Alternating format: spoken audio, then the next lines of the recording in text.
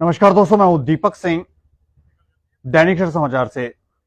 कल high court की तरफ से एक आदेश दिया गया और उस आदेश में कहा गया कि जेकेपीएसआई, जल शक्ति और जेई सिविल की जो भर्ती है, जो एग्जाम हो रहे हैं, उन्हें रद्द कर दिया जाए। और उसके बाद से बच्चों में जो है, बच्चे असमंजस में है कि ये क्या हो गया। लेकिन शर्म की इंतहा होती है, किसी भी चीज की कोई लज्जा, कोई शर्म नाम की कोई चीज होती है, लेकिन यहां पर ऐसा लगता है कि आ ही नहीं रही है। एक बार स्कैम बाहर आया कि स्कैम हुआ, मोटे पैसे लिए गए, 20-20, 30-30 लाख रुपए एक बच्चे से लिए गए। उसके बाद कुछ लोगों को सलाखों के पीछे भी डाला गया, एफआईआर लॉन्च हुई। उसके बाद फिर से एक ब्लैकलिस्ट कंपनी, उसको ब्लैकलिस्ट कंपनी को टेंडर दे देना। उसके बाद फिर बच्चे बोले लेकिन सरकार की तरफ से एक्शन नहीं हुआ, तो हाई कोर्ट की तरफ से एक्शन हुआ। लेकिन शर्म की इंतहा इस बात की है कि अब ये कह रहे हैं कि इस फैसले को हम चुनौती देंगे। जेकेएसएसबी वाले बोल रहे हैं हम इसको चुनौती देंगे, और चुनौती देने के बाद चुनौती देंगे और साथ में ये जो एग्जाम आज होना था उसे पोस्टपोन करेंगे। अब लोग, बच्चों को मूर्ख बनाया जा रहा है, क्या बनाया जा रहा है। लेकिन खुद भी लोग क्या चाहते हैं, ये जेकेएसएसबी के जो अधिकारी हैं, जब सरकार ये चाहती है कि ये जो धांधलियां हो रही हैं रुकें, या फिर धांधलियां होती रहें और लोगों को मूर्ख बनाना है। इस पर बात करेंगे। बात करने के लिए हमारे साथ भविष्य सूदन है, एडवोकेट। इनसे पहले भी हमारी चर्चा हुई थी, आज दोबारा इस पर चर्चा करेंगे। पहले चर्चा इस बात पे हुई थी कि ब्लैकलिस्ट कंपनी को टेंडर दिया गया, क्या उसको नॉर्म्स हैं, कैसे दिया जा रहा है, क्या हो रहा है। तो आज दोबारा की ये जो फैसला लिया गया है हाई कोर्ट की तरफ से, और जो उसे चुनौती देने की बात की जा रही है, उसमें क्या अब रिजल्ट निकला है? क्या बच्चों को तैयारी करनी चाहिए कि थोड़ा रेस्ट ले लें? अच्छा भविष्य जी, मैं जानना चाह रहा हूं, पहले तो हाई कोर्ट के इस आदेश के बारे में थोड़ा सा बताएं कि आदेश क्या है, और उससे चुनौती दे सकते हैं, और दे सकते हैं तो फिर क्या हो सकता है? देखिए दीपक जी, धन्यवाद आपका। एक बार फिर से आपने इस इशू पे बात करना चाहा।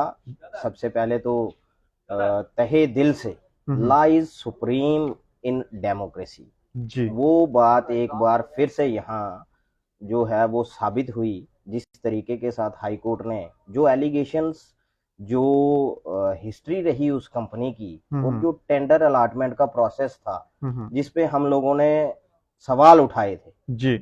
और रिप्रेजेंटेशंस बच्चों ने दी थी जिन्होंने फॉर्म्स फिल किए हुए थे, जिनके फ्यूचर के साथ खिलवाड़ जो था वो जेकेएसएसबी कर रही थी। क्योंकि कहीं ना कहीं मैंने पहले भी आपके साथ चर्चा करते हुए कहा कि ये गैर जिम्मेदाराना तरीका जो जेकेएसएसबी ने अपनाया है जी। ये बच्चों के भविष्य के साथ खिलवाड़ है, और जेकेएसएसबी को इस तरीके का खिलवाड़ बच्चों के साथ नहीं करना चाहिए। जो रिप्रेजेंटेशन उनके पास आई, कोई by post I, by hand I, at least उसको डिसाइड तो करो।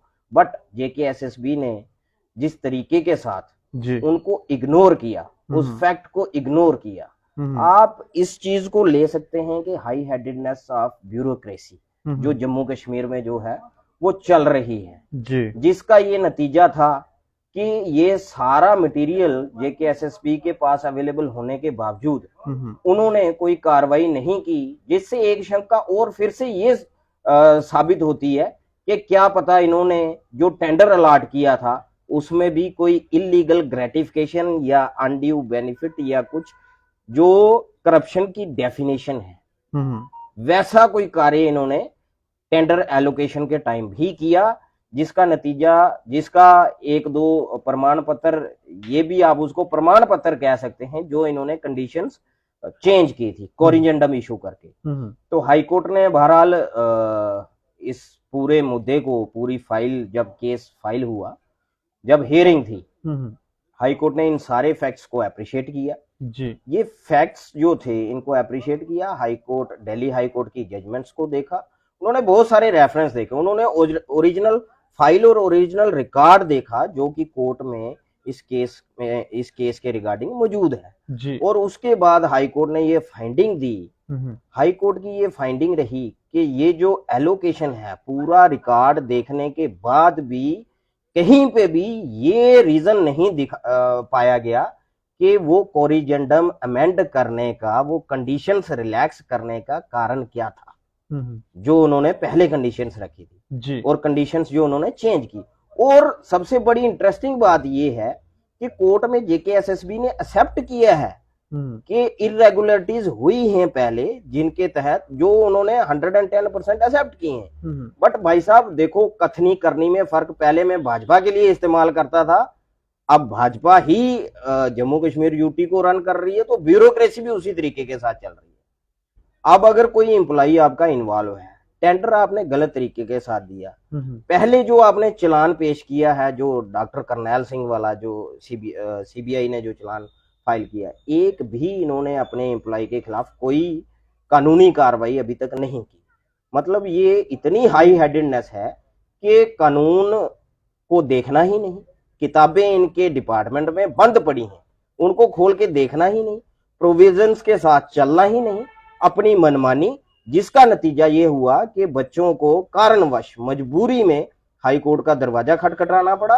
और मैं वेलकम करता हूं जुडिशरी के इस फैसले का, जो उन्होंने बच्चों के फ्यूचर को ध्यान में रखते हुए, सारी चीजों को देखते हुए उन्होंने ये फैसला जो दिया और ये प्रोसीजर सारा क्वैश किया। क्योंकि जैसे कि मैंने आपको पहले बताया था, दिल्ली हाई कोर्ट ने भी क्लियर डायरेक्शंस दी थी, जो पब्लिक एग्जाम कंडक्टिंग अथॉरिटी है वो इस तरह की कंपनीज को जो है वो इन्वॉल्व ना करें कोई भी एग्जाम करवाने में, टेंडर प्रोसेस में। लेकिन उसके बावजूद भी ये किया गया। इसमें मैं एक आपसे सवाल पूछना चाह रहा हूँ कि सुनने में बीच में ये भी आया था कि जेकेएसएसबी के 3 जेकेएस कैडर के जो अधिकारी हैं उनको चार्जशीट में उनका नाम डाला जाएगा और जो पूर्व चीफ सेक्रेटरी थे उनका भी नाम डाला जाएगा। ये सीबीआई के कुछ विशेष जो हमारे सूत्र हैं वो बताते हैं कि ऐसा नाम डाले जाएंगे, इन लोगों के डाले जाएंगे, डाले नहीं गए हैं अभी, बिल्कुल डाले नहीं गए। लेकिन अगर उनके नाम डाले जाएंगे तो ये जो एपटेक कंपनी है ये किसके इशारों पे आई?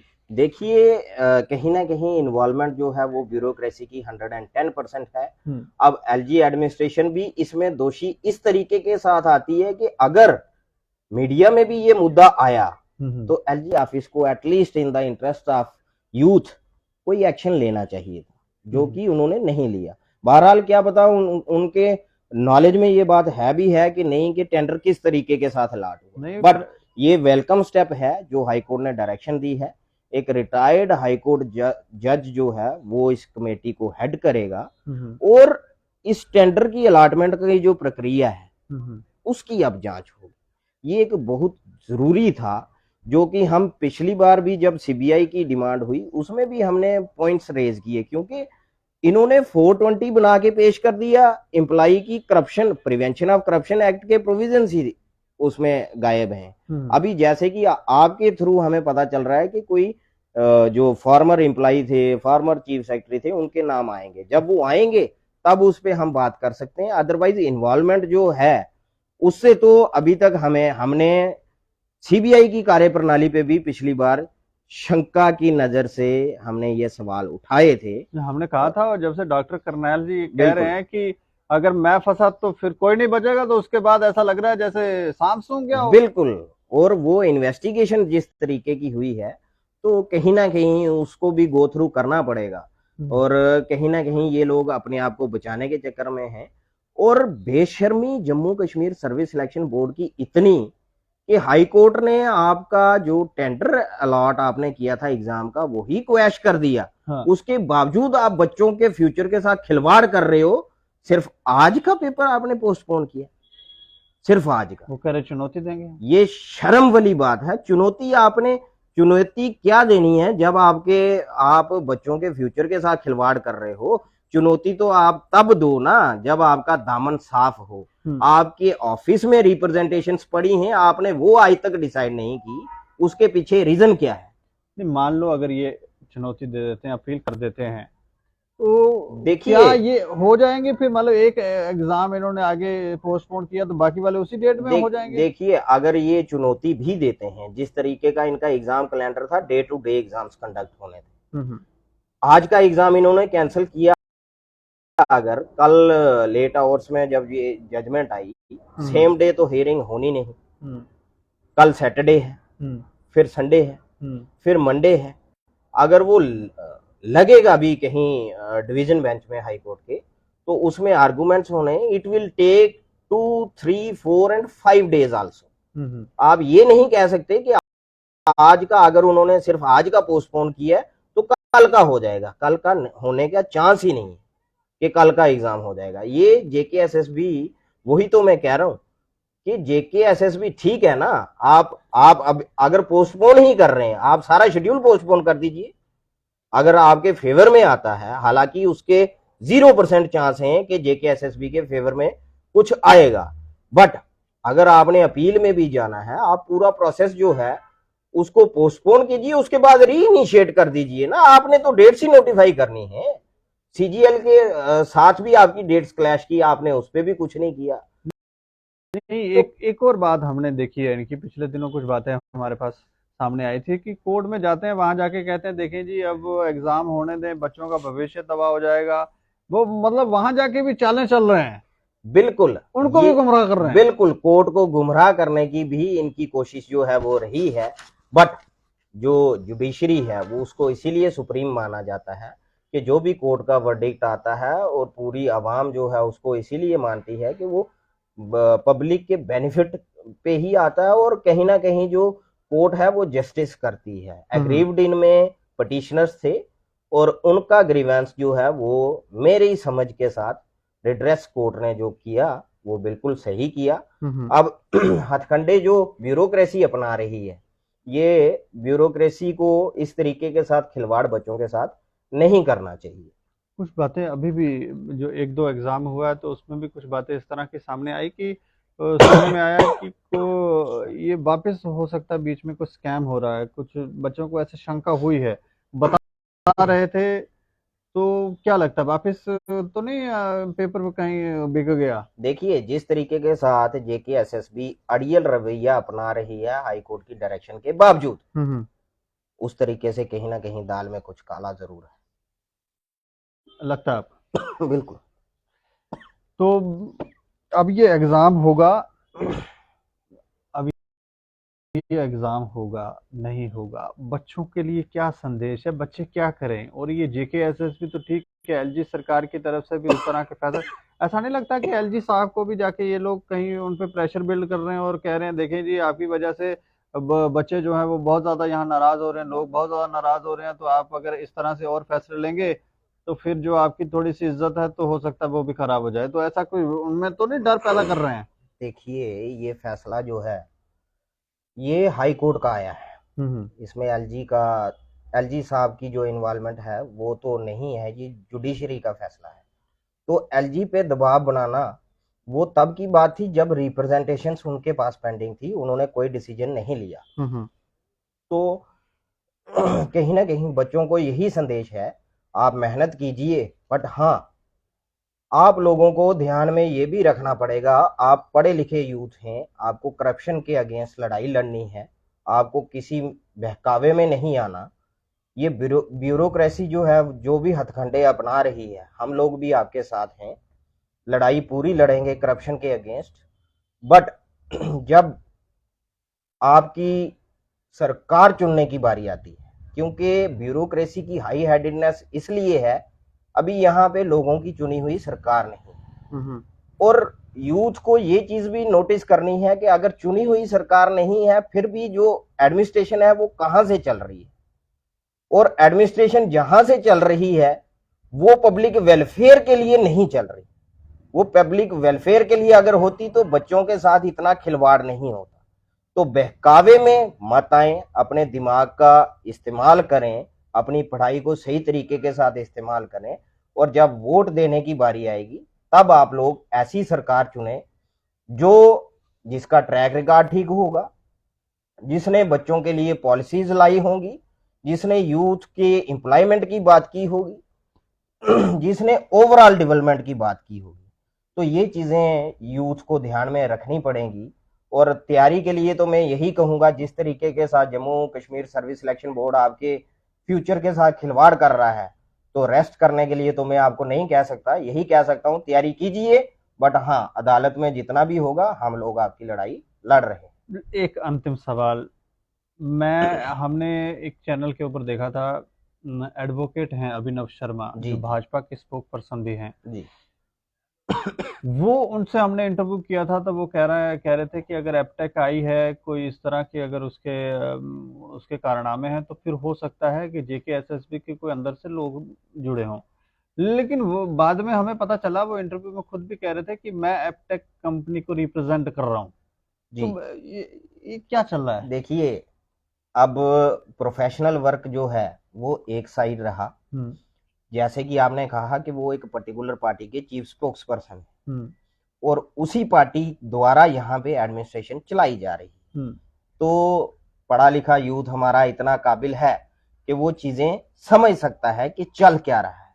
अब जो कोर्ट के अंदर की उनकी जिम्मेवारी है वो तो वो एज ए लीगल काउंसिल उन्होंने निभाई, बट कुछ मॉरल ड्यूटीज, कुछ मॉरल पॉलिसीज, कुछ मॉरल वैल्यूज जो पब्लिक के लिए as a BJP spokesperson उनकी बनती हैं, मैं तो यही आशा करूंगा कि वो उस पे भी खरे उतरे और जनता के लिए, यूथ के लिए, उनके बेनिफिट के लिए, उनकी हक की लड़ाई में साथ रहें।